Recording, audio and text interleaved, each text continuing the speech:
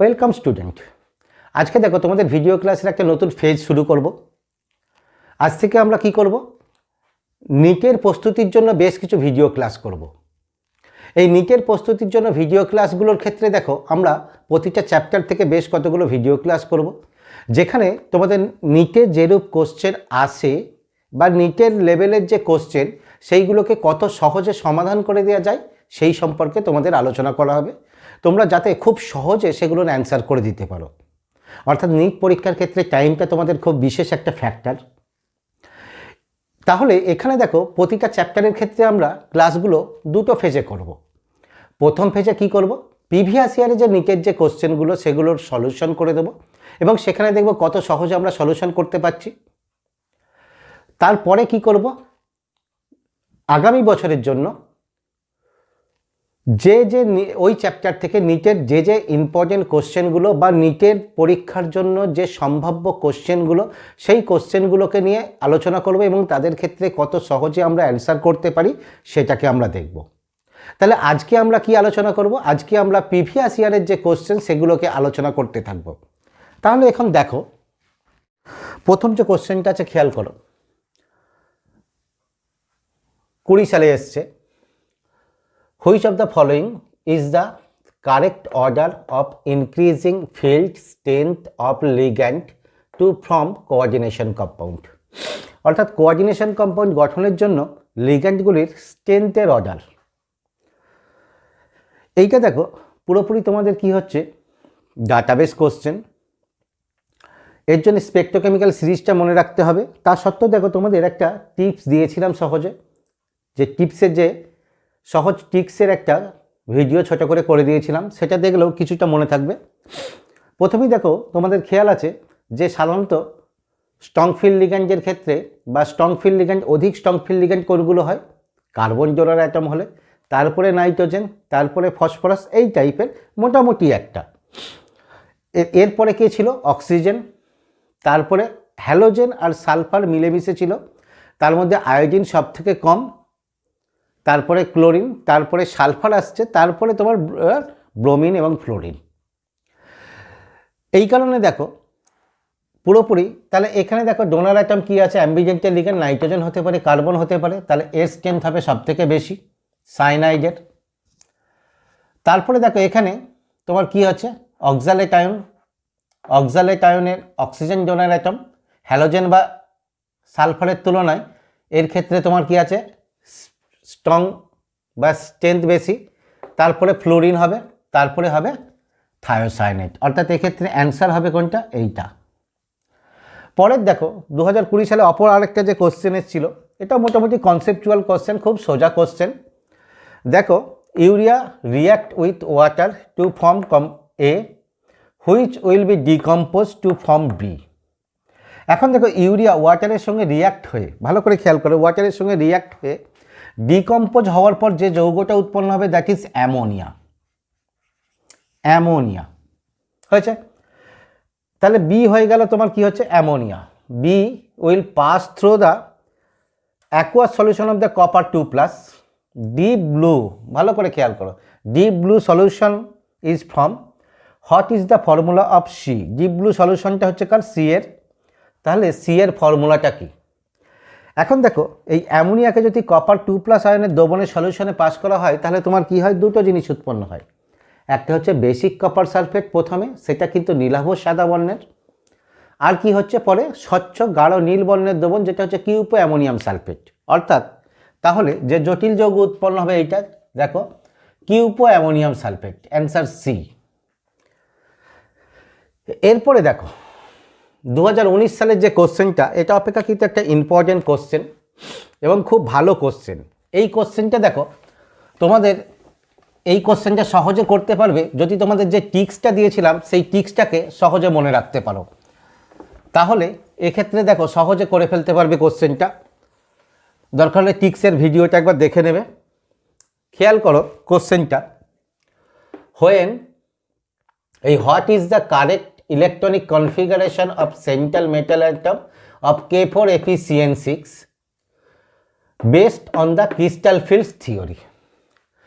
ভালো করে খেয়াল করো, এখানে যৌগটা কি দিয়েছে, K4Fe6, K4Fe6। এখানে অ্যাট ফার্স্ট তোমাদের কি বলেছিলাম, সেই টিক্সের ভিডিওটা খেয়াল করবে। কি বলেছিলাম, প্রথমে সেন্ট্রাল অ্যাটমের অক্সিডেশন নাম্বার নির্ণয় করব।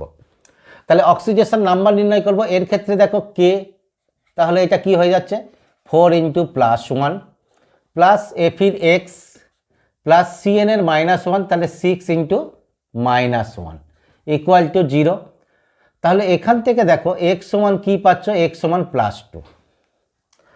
এখন দেখো এফি ইলেকট্রন বিন্যাস কি, এফি কত 26, ইলেকট্রন বিন্যাস কি আর্গন 4s2 3d6।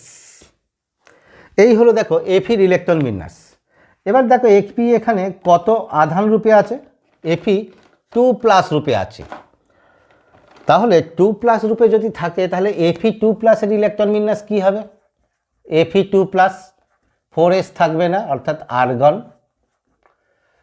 3d6 হয়েছে। এরপরে দেখো মেন যেটা টিক্স খেয়াল করো, এর ক্ষেত্রে কি হচ্ছে, যদি তোমার স্ট্রং ফিল্ড লিগ্যান্ড হয়, স্ট্রং ফিল্ড লিগ্যান্ড, তাহলে তোমার কি হবে, স্ট্রং ফিল্ড লিগ্যান্ড হলে low spin complex, low spin complex. আর যদি তোমার কি হয় উইক ফিল্ড লিগ্যান্ড হয়, তাহলে তোমার কি হচ্ছে হাই স্পিন কমপ্লেক্স। এই ছিল তোমার থিওরি।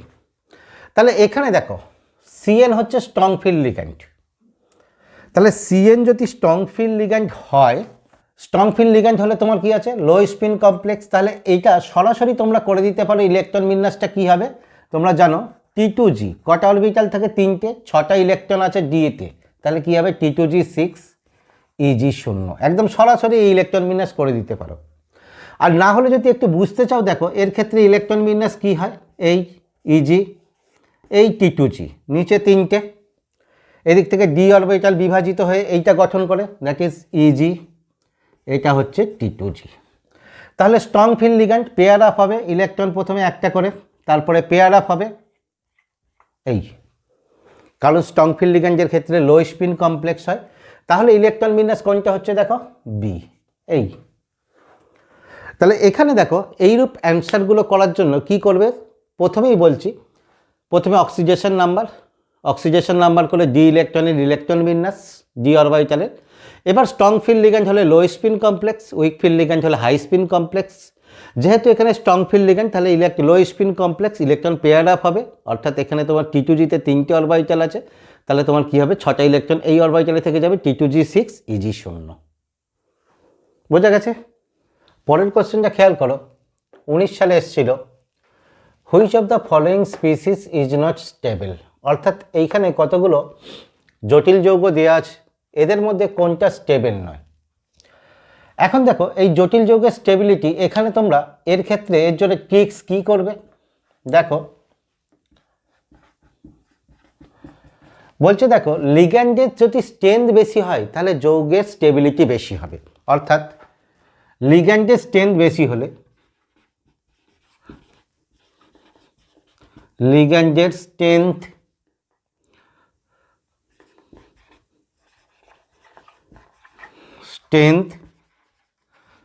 বেশি হলে যৌগের স্থায়িত্ব বা স্টেবিলিটি বেশি হবে। তাহলে লিগ্যান্ডের যদি স্ট্রেংথ বেশি হয় তাহলে যৌগের স্থায়িত্ব বেশি হবে। আবার দেখো সেই এসে যাচ্ছে স্পেকট্রোকেমিক্যাল সিরিজ, এখানে দেখো লিগ্যান্ড কে কে আছে, ফ্লোরিন, ক্লোরিন, হাইড্রক্সি। তাহলে এইখানে দেখো এদের মধ্যে স্ট্রেংথ কার, হাইড্রক্সি সব থেকে বেশি, তারপরে ফ্লোরিন, তারপরে ক্লোরিন। তাহলে সেই অনুযায়ী এই দুটো স্থায়িত্ব বেশি হয়ে গেল, এই দুটো। এবার রইল দেখো এইখানে দুটোই ক্লোরিন, তাহলে দুটোই যখন ক্লোরিন, এখানে ক্লোরিন হচ্ছে সব থেকে উইক ফিল্ড লিগ্যান্ড, তাহলে এদের ক্ষেত্রে দুটোরই স্থায়িত্ব কম হবে। কিন্তু এখানে দেখো জার্মেনিয়াম আর সিলিকন, এখানে সিলিকন আকার ছোট, অর্থাৎ তোমার কি আছে সিলিকন এর ক্ষেত্রে তোমার কি আছে আকার ছোট বা স্মল।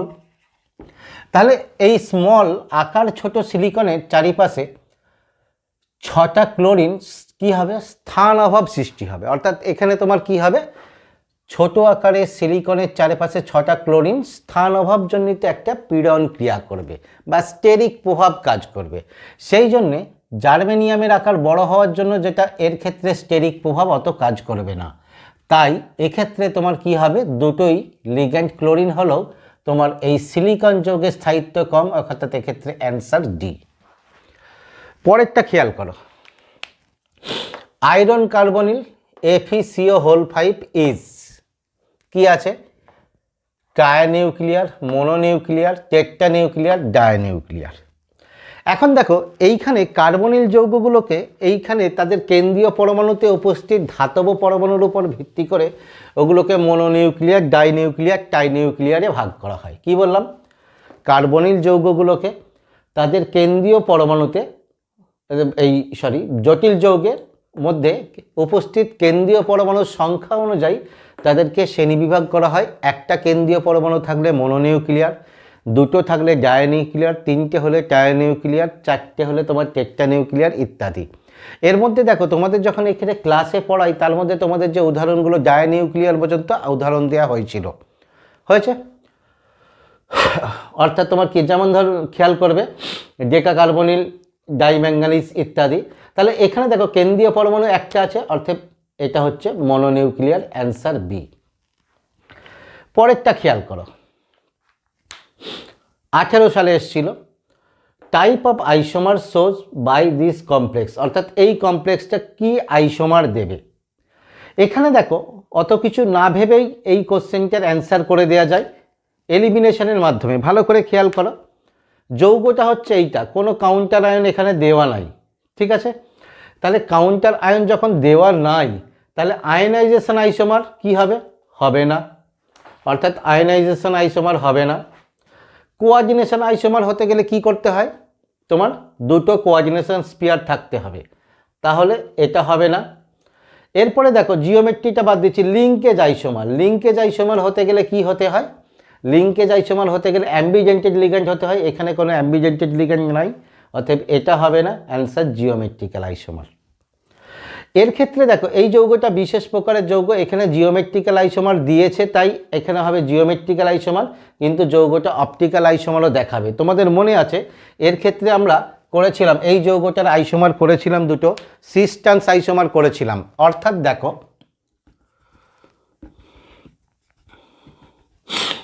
কোবাল্ট যদি ক্লোরিনকে সিস পজিশনে দিয়ে দিই,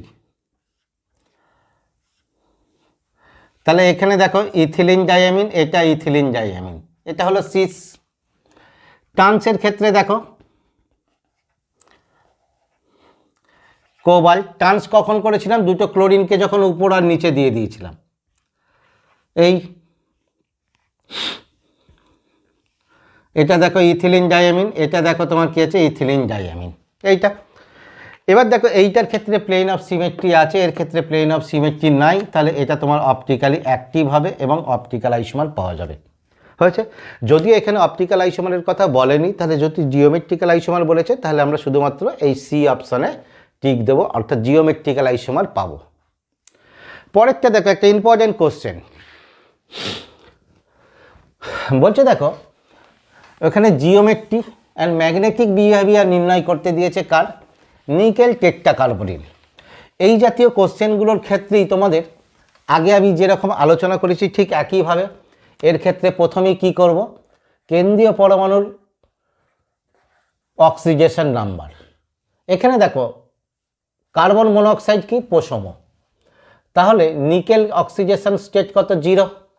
তাহলে নিকেলের ক্ষেত্রে দেখো ইলেকট্রন বিন্যাস খেয়াল করো, নিকেল কত 28, ইলেকট্রন বিন্যাস কি হয়, argon 4s2 3d8, 4s2 3d8। এবার খেয়াল করো ইলেকট্রন বিন্যাস করে দাও, আগে ডি করে দিচ্ছি, তাহলে 3d 4s 4p, 3d 4s 4p। Electron বিন্যাস 3d-তে কি আছে, এই 4s আছে এইটা। এবার দেখো কার্বন মনোক্সাইড কি হচ্ছে স্ট্রং ফিল্ড লিগ্যান্ড, ফলে ইলেকট্রন পেয়ার আপ করবে। তাহলে এখানে যদি পেয়ার আপ করে, এটা পেয়ার আপ করে এখানে আসবে, এই ইলেকট্রন এই জায়গায় চলে আসবে, অর্থাৎ ইলেকট্রন বিন্যাস কি হবে,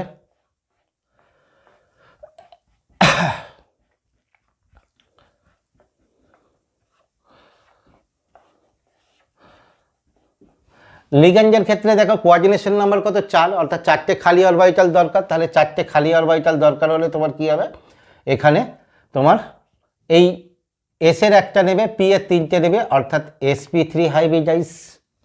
তাহলে sp3 হাইব্রিডাইজ হলে গঠন কীরকম হয়, টেট্রাহেড্রাল। টেট্রাহেড্রাল গঠন হয় টেট্রাহেড্রাল। এখানে দেখো কোনো আনপেয়ার ইলেকট্রন নাই, তাহলে আনপেয়ার ইলেকট্রন না থাকার জন্য যৌগটা কি হবে, ডায়াম্যাগনেটিক হয়েছে, ডায়াম্যাগনেটিক। এবার দেখো এই জাতীয় কোশ্চেনগুলোকে তোমাদের যদি বারবার করে করে প্র্যাকটিস হয়ে যায়, তাহলে এই এত ছক না করেই তোমরা মনে মনে ভেবে নিয়েই করে ফেলতে পারবো যে নিকেলের ইলেকট্রন বিন্যাস এইটা, পেয়ার আপ হয়ে যাবে, আনপেয়ার ইলেকট্রন থাকছে না, ডায়াম্যাগনেটিক, খালি অরবিটাল এগুলো থাকছে, অতএব sp3 হাইব্রিডাইজেশন হবে। বোঝা গেছে? পরের কোশ্চেনটা দেখো 17 সালের the correct order of the stoichiometric of AgCl। ভালো করে দেখো, AgCl এর স্টয়চিওমেট্রিক কারেক্ট অর্ডার করতে বলেছে। AgCl from when silver nitrate in excess is treated with the complex এইটা COCl3 6 ammonia, COCl3 5 ammonia, COCl3 4 ammonia. তাহলে এদের মধ্যে এই যৌগগুলোর মধ্যে এক্সেস সিলভার নাইট্রেট দিলে যে স্টয়চিওমেট্রিক সিলভার ক্লোরাইডের স্টয়চিওমেট্রিক অর্থাৎ কত মোল করে সিলভার ক্লোরাইড অধক্ষিপ্ত হবে, সোজা কথায়। তাহলে দেখো যৌগগুলো যদি লিখে দিই, দেখো এখানে COCl3 6NH3 হয়েছে, COCl3 5NH3, COCl3 4NH3। এখন দেখো এই কোশ্চেনটার অ্যান্সারটা কিভাবে আমরা করব। অ্যান্সারটা হচ্ছে এইটা খেয়াল করব, কোবাল্টের কোঅর্ডিনেশন নাম্বার 6, আর সিলভার ক্লোরাইড অধক্ষিপ্ত হবে কে, কাউন্টার আয়নে যতগুলো ক্লোরাইড মূলক আছে ততগুলোই অধক্ষিপ্ত হবে। তাহলে এখানে দেখো এর ক্ষেত্রে যদি আমরা 6টা অ্যামোনিয়া আছে, তাহলে এর ক্ষেত্রে CONH3 হোল 6 কাউন্টার আয়নে 3টে ক্লোরাইড, তাহলে এক্ষেত্রে 3টে ক্লোরাইড যখন 3 মোল AgCl হবে, কারণ এই 6টা অ্যামোনিয়া তো লিগ্যান্ড ছাড়া অন্য কিছু হতে পারে না। ক্লোরাইড আয়ন হচ্ছে তোমার কি আছে, প্রাইমারি ভ্যালেন্সি, এ তোমার ভিতরে লিগ্যান্ডও হতে পারে, কাউন্টার আয়নও হতে পারে। এখানে দেখো 5টা অ্যামোনিয়া আছে, তাহলে 5টা লিগ্যান্ড অ্যামোনিয়া অবশ্যই হবে, তাহলে CONH3 5টা লিগ্যান্ড, আরেকটা লিগ্যান্ড দরকার, ক্লোরাইড এসে গেল, বাইরে 2টো ক্লোরাইড, তাহলে এখানে কত হবে 2 মোল, আগেরটা বাইরে 3 ছিল 3 মোল। পরেরটা দেখো 4টে অ্যামোনিয়া অর্থাৎ CONH3 হোল 4, 4টে কোঅর্ডিনেশন নাম্বার পূর্ণ হয়েছে, বাকি দুটো কে করবে, ক্লোরিন Cl2। তাহলে 3টে ক্লোরিনের মধ্যে 2টো দেখো এখানে চলে গেছে, কটা কাউন্টার আয়নে থাকবে, একটা, তাহলে এখানে কত মোল সিলভার নাইট্রেট হবে, একটা ক্লোরিন 1 মোল সিলভার নাইট্রেট, অর্থাৎ এদের ক্রম কি হবে 3 2 1। তাহলে কি হচ্ছে অ্যান্সার, সি 3 2 1। ঠিক আছে, পরেরটা দেখো, এটা দেখো খুব important question. Correct increasing order of the wavelength, wavelength এটা ভালো করে খেয়াল করবে, wavelength in the visible region for the compound of cobalt 3+ is. অর্থাৎ দেখো এরা ভিজিবল রিজিয়ন থেকে যে ওয়েভলেন্থ অ্যাবজর্ব করবে তার ক্ষেত্রে কারেক্ট অর্ডার কি হবে। এখন দেখো ওয়েভলেন্থ অ্যাবজর্ব করবে কিসের উপর নির্ভর করে, তোমরা জানো এক্ষেত্রে ওয়েভলেন্থ যে অ্যাবজর্ব করবে সেটা সম্পূর্ণভাবে নির্ভর করে কি, ডেল্টা নোডের ওপরে। তোমাদের ক্ষেত্রে ভালো করে খেয়াল করো, এক্ষেত্রে টিক্সটা কি করবে, ডেল্টা নোড ইকুয়াল টু তোমার কি আছে, অ্যাবজর্ব এনার্জি, ডেল্টা নোড যত বেশি হবে অ্যাবজর্ব এনার্জি তত বেশি হবে, ইকুয়াল টু তোমার কি হবে, h/λ। তাহলে আমরা সরাসরি লিখে দিতে পারি ডেল্টা নিউ ইনভার্সলি ল্যামডা, অর্থাৎ যার ক্ষেত্রে ডেল্টা নোট বেশি হবে তার ক্ষেত্রে ল্যামডা কম হবে। লিগ্যান্ডগুলোকে খেয়াল করো, ইথিলিন ডাইঅ্যামিন, অ্যামোনিয়া, জল, এদের ক্ষেত্রে দেখো strong field week field ligand. কোনটার ক্ষেত্রে strong field ligand? Ethylene diamine সব থেকে স্ট্রং ফিল্ড লিগ্যান্ড, তারপরে অ্যামোনিয়া, তারপরে তোমার কি হচ্ছে জল। তাহলে এর ক্ষেত্রে ল্যামডা যদি বেশি হয় তাহলে ওয়েভলেন্থ কী হবে, এর ক্ষেত্রে যদি ডেল্টা বেশি হয়, অর্থাৎ এর ক্ষেত্রে ডেল্টা যদি বেশি হলে ল্যামডা কি হবে, কম।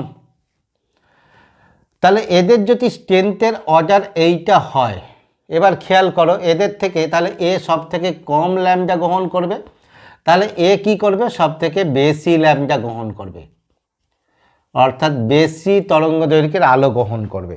তাহলে এদের গৃহীত তরঙ্গ দৈর্ঘ্যের আলোর ক্রম কি হবে, EN less than ammonia less than জল। তাহলে অ্যান্সার দেখো কোনটা হচ্ছে এ দাগের অ্যান্সার। ঠিক আছে, পরের কোশ্চেনটা দেখো, এটাও 17 সালে এসছিল, ভালো করে খেয়াল করো। বলছে pick out the correct statement with the respect to MnCN whole 6 3-। এইটা দেখো যৌগটাকে খেয়াল করো, MnCN হোল 6 3-। এইটা যৌগটা দেখো কোনো কিছু না দেখে, কোনো ক্যালকুলেশন না দেখেই বলে দেওয়া যায় এর ক্ষেত্রে অপশন হবে কোনটা, বি। কেন? ভালো করে দেখো, অক্টাহেড্রাল 6 কোঅর্ডিনেশন নাম্বার, অক্টাহেড্রাল হবে, টেট্রাহেড্রাল স্কয়ার প্ল্যানার হবে না। এবার হচ্ছে sp3d2 না d2sp3। Mn এর ক্ষেত্রে দেখো ইলেকট্রন কটা ডি অরবিটালে 7-এর কম, strong field ligand pair up করাবে, অর্থাৎ ইনার অরবিটাল কমপ্লেক্স হবে, অতএব তোমার কি হবে, d2sp3 হবে। তাহলে কি বললাম, কোনো কিছু ক্যালকুলেশন না করে এর উত্তরটা বলে দেওয়া যাবে। 6 কোঅর্ডিনেশন নাম্বারের জন্য অক্টাহেড্রাল, স্ট্রং ফিল্ড লিগ্যান্ড, 7-এর কম ইলেকট্রন রয়েছে এর ডি এর ক্ষেত্রে, তাহলে হবে ইনার অরবিটাল কমপ্লেক্স d2sp3। এবার আমরা ক্যালকুলেশনটা দেখে নিই যে নর্মালভাবে আমরা যদি নির্ণয় করতে চাই। এখানে দেখো Mn এর ক্ষেত্রে অক্সিডেশন নাম্বার কত হবে, x প্লাস 6 × -1 সমান -3, আর x সমান কি হচ্ছে +3। তাহলে Mn এর ইলেকট্রন বিন্যাস কি হয়, Mn এর কত 25, আর্গন 4s2 3d5, তাহলে Mn3+ 4s থাকবে না, d একটা কম থাকবে, অর্থাৎ তাহলে কত হচ্ছে 3d4। বক্স ডায়াগ্রাম খেয়াল করো, আচ্ছা নিচে করছি।